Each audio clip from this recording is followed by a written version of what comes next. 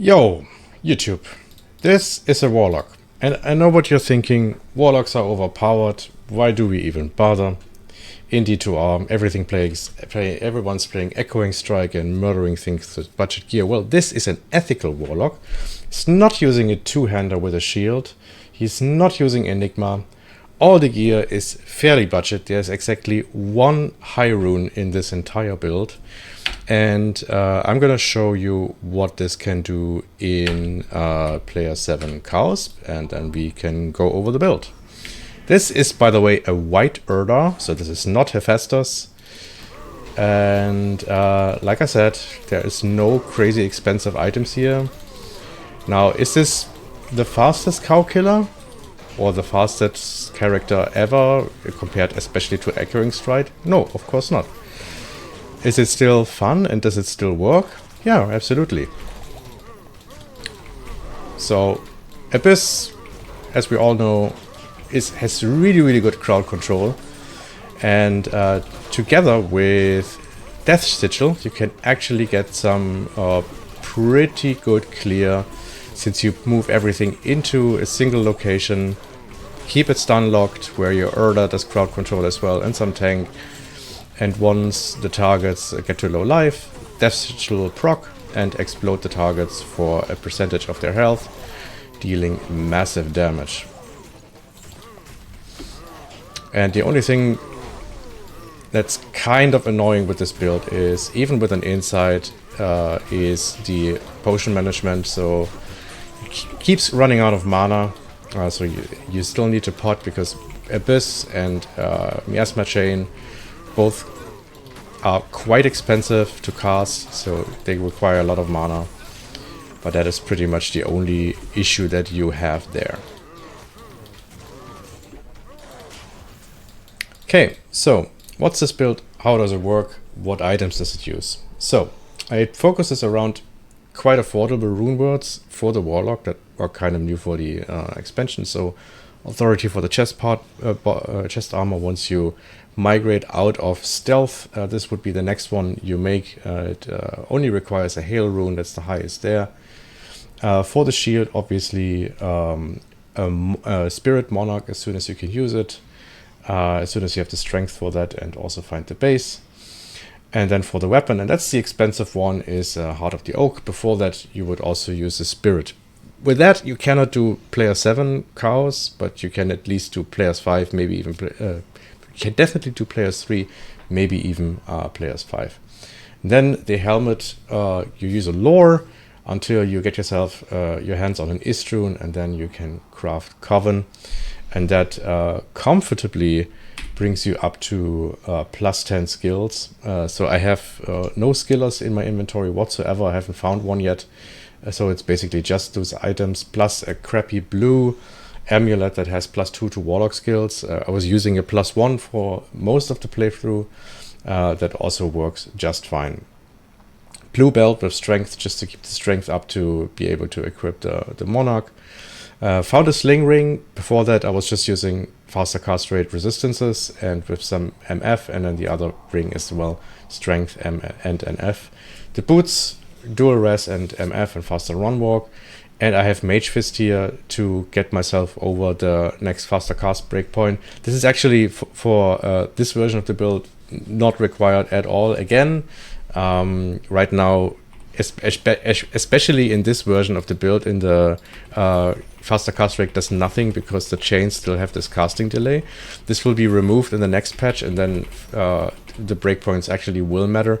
But as you can see from the runes that I found, I did find the runes for Enigma, so of course I put also an Enigma on to see how it's working, and of course, yes, it's working really well.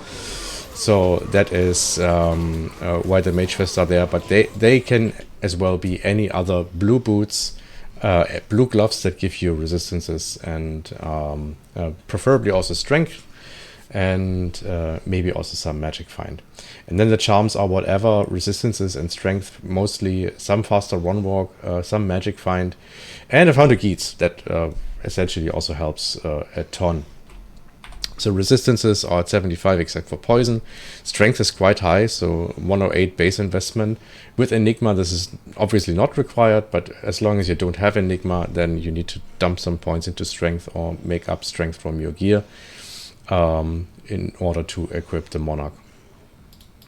On swap, eventually, but I have not been using this for this demo, you get yourself a call to arms, so you do get more powerful because then you have an even higher skill level, plus you have way more life, and also the mana problems then go away. I have the shittiest call to arms ever, with just a +2 battle command, but even with that you get another +1 skill, and that helps quite nicely. But again, not required. That would be basically another upgrade. I haven't been using it for killing cows. As for the playstyle, you have your tank, so this can be any white demon that has a little bit of life. Urders are kind of nice because they put monsters into stun lock. I've also been using the council members from Travancore because they're super easy to get. You just go to Act 3, Travancore, jump to the thing and just grab one. They're fairly squishy, and then once you have them, with your point investments into the demon tree, you can still make them quite tanky, and you can also keep them alive with Engorge, and that's what I've been doing. So of course, yes, I'm using the demon tree, but again, as said, this is an ethical build, so I do have 10 base points, even though it's not required in this patch, but I do have 10 base points into Demonic Mastery to be able to summon a Defiler, consume a Defiler, which gives me a ton of movement speed and max life. So this build has 33% faster run walk base, plus the 39% from consume. So that's where this is coming from. And that's why I do have the 10 base points here. So in the next patch, I will be able to summon 2 demons. And then everything else is just 1 point, just like Bind Demon.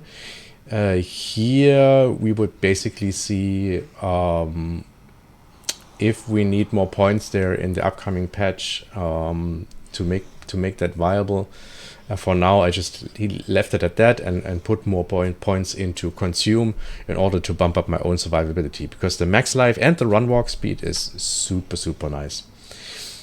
Eldritch, I have 3 points here for Blade Warp. Obviously, this goes away once you manage to get Enigma, but until Enigma, Blade Warp is nice utility. You can also not use it and instead just use a teleport staff. I'm too lazy for that, especially once I got my CTA on swap. I'm basically, I do want my space, so I always would have to have either the tele staff here or the CTA here and then swap back and forth. And because I was too lazy, I just basically used these 3 points to get to Blade Warp. Next step, once you have Enigma, use back out of those to put these points either in consume or into your actual damage dealers. And that is on the Chaos tree, is the Chaos skills. So full on Abyss. Abyss is your crowd control skill, and there's quite a lot of damage. It pulls monsters in like crazy, keeps them there, stun locks them. So you can basically walk up to any pack, and just Abyss alone, if you just put Abyss here every now and then, the mobs cannot do really much because they will be in this lock. Once this is there, you cast Death Sigil around them, and then as soon as one monster is below 13% health, I believe it is, they start exploding, and then the entire pack goes away. So that is where this is coming from. Miasma Chain utility.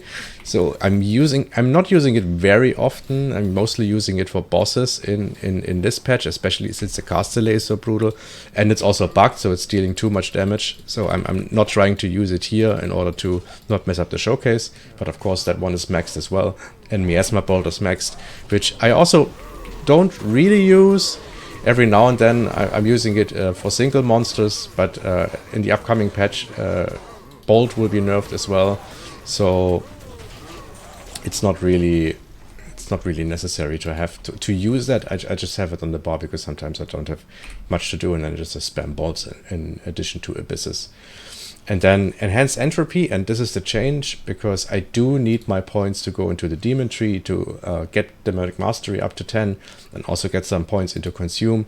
I did not max out enhanced entropy, which sacrifices abyss radius, but I find with like 10 base points, so this would be, so I have 12 here because I leveled a bit more, but 10 base points together with the plus skills are generally enough to get yourself a nice radius. So if we go to the cows here, and you see from which area it's pulling them. So you still get pretty good crowd control, I would say. It's not crazy huge area, but that also makes this not be mega overpowered, which I kind of like. And oh GC, the bread and butter of the skill, especially for mobbing situation, is definitely Death Sigil. I was sleeping on this for a very long time. So while I was leveling, I was mostly just leveling with Abyss. And yes, this works. Just throw down an Abyss, throw down your chain, and then walk around the mobs, and then just basically do this in tandem. You cast Abyss, you cast chain, you cast Abyss, you cast chain, and monsters will die eventually. But with Death Sigil on top of that, things just go crazy. Especially once you get some points into this. So it's just 1 point here, and then the 11 from the items I have. As soon as you hit 10 levels in this, the radius is large enough that that clear becomes really, really enjoyable. And then as the complement, the Mercenary, the Act 2 Mercenary, I'm using Holy Freeze because I enjoy that everything is kind of slow, so even more crowd control. This is a really, really good crowd control build. Using now for cows, especially a shaft stop, because physical damage reduction, cows primarily deal physical damage, with a Bullmark as his helmet for leech, and then an insight to give myself the meditation aura for mana sustain, and also for damage for the Mercenary, so that he can actually leech stuff. He's still quite squishy every now and then, so if I was to take him, for example, to Chaos Sanctuary, if he goes up to Diablo, or if he goes up against Mephisto, you have to pull him away quite frequently, otherwise he will just die, which is what mercenaries do. But yeah, so this is basically my take on a warlock that can still do content. You can also do it with higher player count. It's slow, definitely a lot slower than your typical Hammerden or your Echoing Strike Warlock, but it should be able to survive the patch and play similar, quite similar, and even better probably, because after the patch we will be able to spam the chains a bit better, and as far as I understood, the chains will also have a little bit more single target potential. So that is where the build currently is still a bit lacking. It can do single target, but your Mephistos on player 3 will take like 30 seconds. You won't nuke Mephisto down in 3 seconds. That's just how it is, but still you can do it, and it works just fine. So super fun build. I really enjoy it a lot. Gonna continue grinding it now, especially now that I do have the Enigma. This opens up the build. Gonna make sure to get myself some torches, and then build up a paladin to as a smiter, or get myself keys, so that with a paladin I can then get myself some torches, and maybe hopefully also at one point find a Son of Jordan to get the Annie gem, and then things should be pumping. But until then, thanks a lot for watching. Have a good one. Bye bye.